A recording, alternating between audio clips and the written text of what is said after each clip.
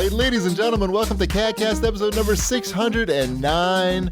I'm your host, GPD, here in Long Island, New York. And as always, we're joined by a man who's somehow included with Game Pass, Wombat.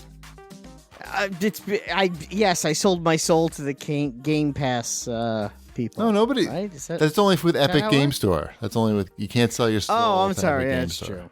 I feel. I'm only $15 a month. Right. And I come with all the features that you expect. No. You're included with Game Pass. You're not your own game library service. I'm both. Shipwreck. I'm a game as service on Game Pass. Wombat Pro. Exactly. Oh, yes. So you pay the Game Pass, you get the base game. Right. But if you want all the extras, you got to pay an additional monthly fee. Right. How much is it for a year of Wombat? That's Pro. an additional. Sorry, Wombat Pro. Yes, for Wombat Pro, it's an additional $99 and 99 plus 9/10 of a cent. So do you accept coupons? Is that how you get there? Yes. Yeah, you have to give me one coupon that's worth 9/10 of a cent. Can we just tip you? Let you keep the change? I will debate that. Right. I have to ask my It's lawyers. in your best interest, probably. Is it though? I guess. Maybe I want your leftover coupons that are worth, 9/10 of a cent, or is it 1/10 of a cent? I think it's So more you like have to give me- 1/100th of a cent. Yeah. See, you have to give me a lot of coupons. I look forward to your 99 coupons. Right.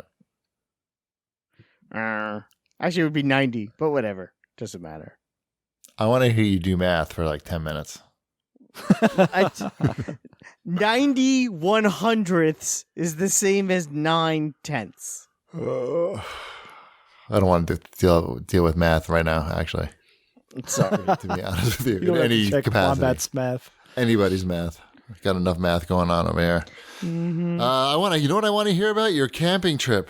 I want to hear this about an impending disaster. Yeah, because it's in a week and a half. So here, expect that story. But I wanted to, because I know you guys don't look at my what I put online. So I wanted to show you.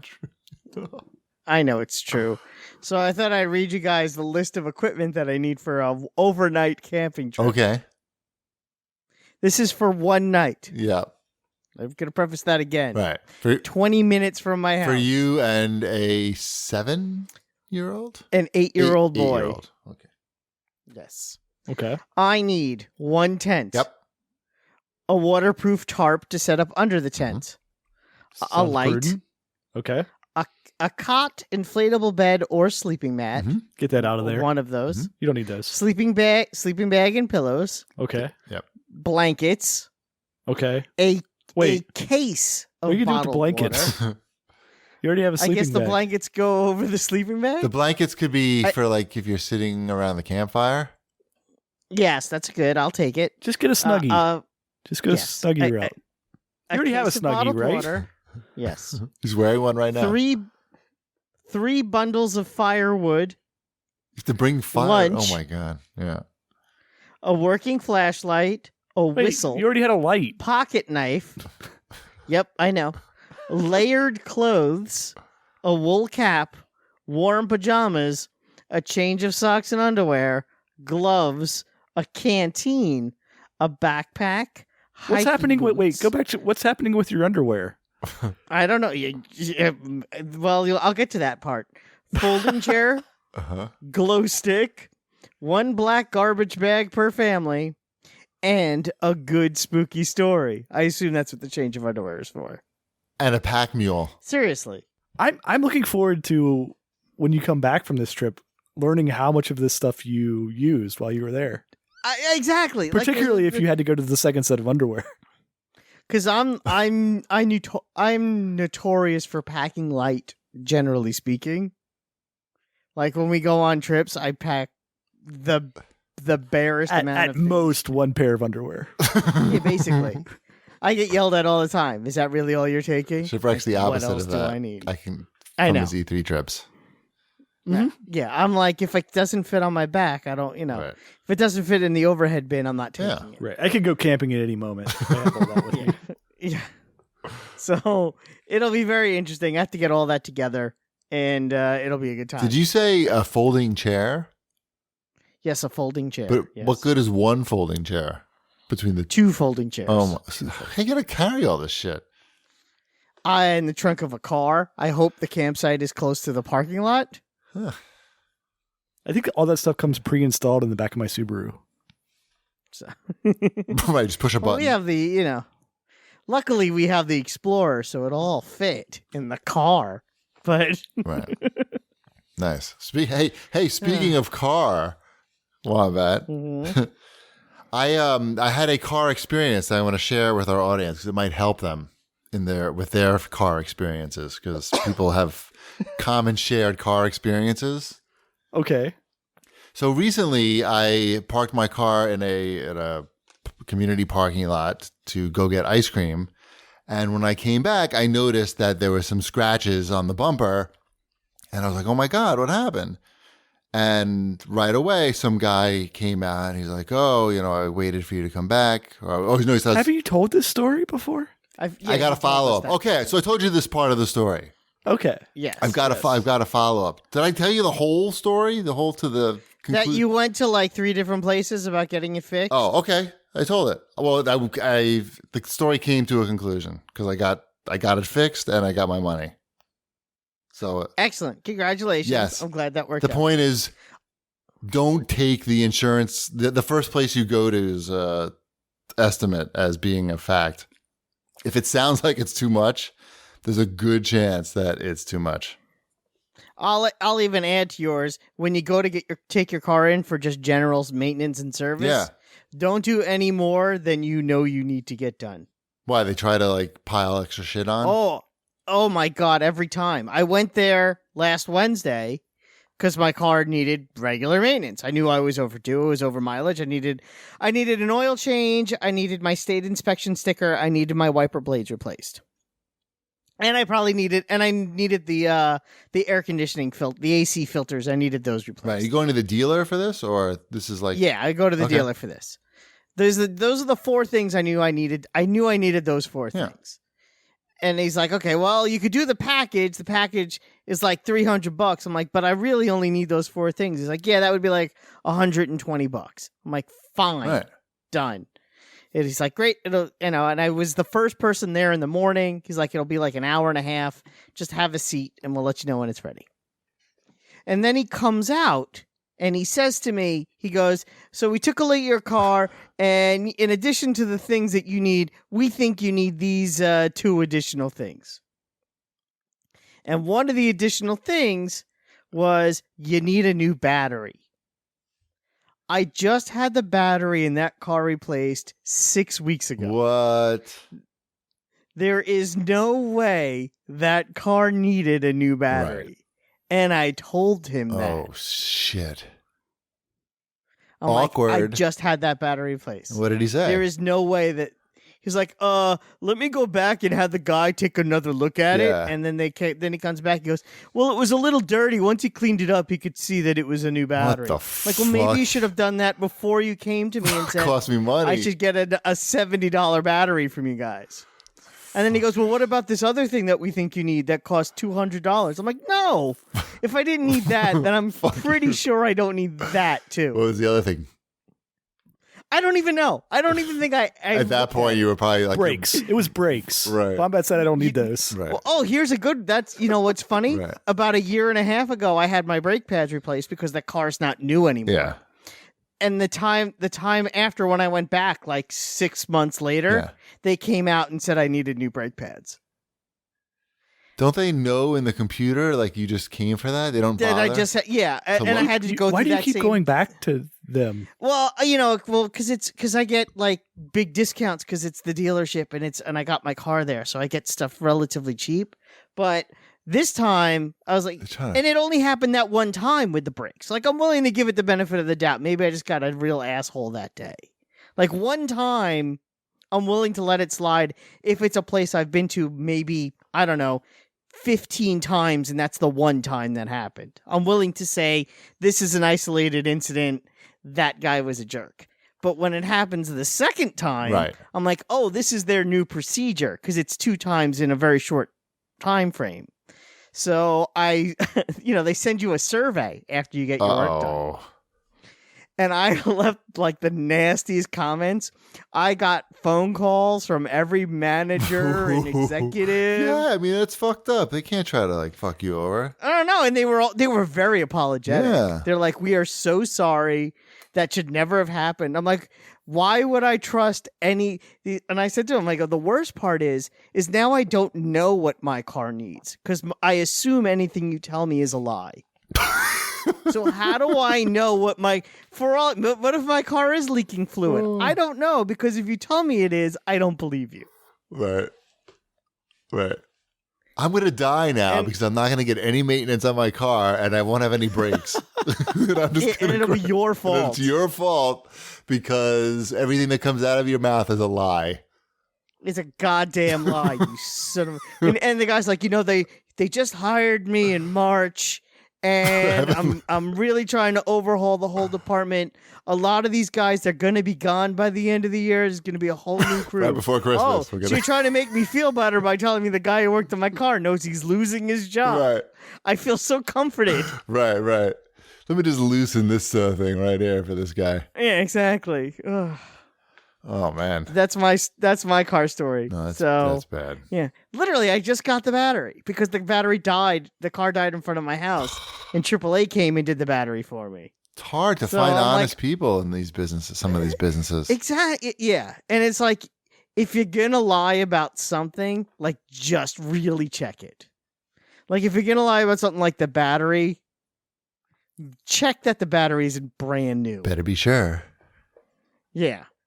Yeah. Better be sure if you're gonna do what if the battery wasn't brand new and AAA gave you an old battery? No, they gave me a new battery. That I could tell. But Were you some kind of mechanic over there, Wombat? Yeah. He took it out of the box. You've never seen somebody put something in a box before? Right. I guess. I heard they buy those new boxes from China. Because AAA has no reason to do that because they're AAA. What if he had just come from one where he had to replace somebody's battery? Oh, I see. And he didn't feel like going back, and it was just an unscrupulous guy. Yes. He was getting laid off towards the end of the year. Theoretically, that is possible. And then when I asked the guy to go double check the battery, then he would have come back and he goes, "No, really, it's really shitty." Right. Good call. But so instead you he checked, double checked second time. No, but he probably would have come back with some like stats. That's the second time, right? He was like, "Oh, we want to show you. Here's the machine we use to test the battery. Exactly. Here's a new battery." Because their reputation's at stake. Anytime with Yelp and all this shit, like one bad review can really fuck their business up. Like that place. And in this case, as soon as I called them out on it and they went back like, "Oh yeah, we just cleaned up around the side a little bit. That battery's brand new." I'm like, "Yeah, thanks." Right. We didn't. Right. Like I know that. Well, no, but that could be a legitimate test. Like they could have put it on a charger and they could have connected at a dirty spot. And... Oh no, they didn't. Oh, that's they were fine. flat out lying. I just trust them more than I trust you. Oh, that's what I'm trying to say. Is that, yeah. Shipwreck's always, sticking up for the man. Seriously, I'm looking out for the man. Somebody has to. This right? way, on this after that, podcast? I didn't feel bad when I took a second bagel and had a second cup of coffee. There you go. Showed him, man. Yeah. Did you leave him I sure should. What? Yep. And then I left them a bad review. And you made a big duty in their toilet and didn't flush. Yeah, I should have. Right. I should have upper decked them is what I should have done. See, our mechanics do great jobs, and then they send me emails to like review them. Yeah. And I'm like, okay, I'll review you, and I give them like 5 stars or whatever. But then they like see that I review them, and then they like email me again to go onto different sites to review them, and that's where I'm out. Like I'm like, I already reviewed you once. No, I wouldn't. No, exactly. I don't need to go on to review them. Right. I went with the 1 star. They didn't probably ask you to go to a different site then. Right. No, they did not. I got phone calls instead. Right. No, I mean, it's important. Mm-hmm. Those reviews. I'm that guy. I'll 1 star you. You guys missed out on your chance to ever ride the Vortex at Kings Island. Yeah. I went and rode that for the last time. Why bother? Why bother getting up? Thank you for your service. I don't know what to say. Vortex was good. ish. It's a 33-year-old like steel roller coaster. Oh. I think it was like the first roller coaster to have 6 inversions, maybe. I think that was its claim to fame. But after 33 years, it's a little bit shaky. Right. I would imagine it doesn't last forever. I don't know. I rode the Cyclone, and that was that's older than that. Yes, it also isn't doing loops and in a sinkhole. No, it's not. I find those like the Cyclone type rides scarier because they're old and rickety. Yeah. Have you ever been on the Cyclone? I've been on something. I think I have been or something like it, and I just remember being worried that I'm going to hit my head on stuff. It just looks like when they built this, were there really like a lot of 6'4" guys around? Did they really accommodate with it? But obviously. People have been riding it. That's not an issue I have. Yes, but you could slide, don't you? Well, the other issue I was going to say is like you could slide out from underneath the bar, but you're going to say you don't have that issue either. Sorry, that was I was just So I had the thought, and no, that's okay. I went to my doctor today, and he gave me a good 2 years. Right now, he told you to exercise. He told you. He said, you have 2 years to go. Stop. He said, we just talked count. about this before the show, and Wombat's supposed to start exercising in his basement, but I told him that wasn't realistic. I need to lose 20 pounds by the end of next year. That's his goal for me, which I feel is attainable. Not in that basement. How is that going to happen in that basement? Here's what I'm going to say to you. Yes. Let me start something. Okay. What's the something? Instead of you telling me what's not going to work. Okay. That's fair. And being negative. Right. Let's try positive reinforcement. Okay. And see if I react better to that than that's a good you're call. never going to do anything. Right. I can't wait to throw flowers on your Let's grate. set a goal right now then. That's attainable to start with. Sure. What's a good goal, do you think? I have no idea. I thought you were going to say something. What do you have? You have what kind of equipment do you have? You have a bike? I have the exercise bike in the basement. What kind of bike is it? Just a bike? Or do the arms move too? No, it's just the bike. Just the bike. It does plug in though. It does it has like monitors and stuff on it. Right. So it's not a piece of junk. It's a nice exercise bike. Okay. So I would like to get started. I'd like to be able to do at least 15 minutes to a half hour on that 3 times a week. Yeah, I was going to say, start off trying to do 15 to 20 minutes 3 times a week. But this start this week.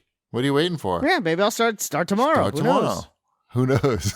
Shipwreck, who knows? Shipwreck, who knows? Not me. I know. Not tomorrow. Maybe during the second half of the show. Just start pedaling right now. I know. If my house, it sounds. If my house was just, what I need to do? I need to try to get the bike in somewhere in my bedroom. The basement is going to be rough, right? Yeah, the basement's going to be rough. We have a chair in the corner of the bedroom that we keep talking about how we need to get rid of it. If I could get the exercise bike in there, at least I could watch TV while I'm on the bike. Mm-hmm. That may be better. Yeah. Yep. I don't know. We'll figure it out. Subscribe to that. That sounds like a good thing. Yep. Mm-hmm.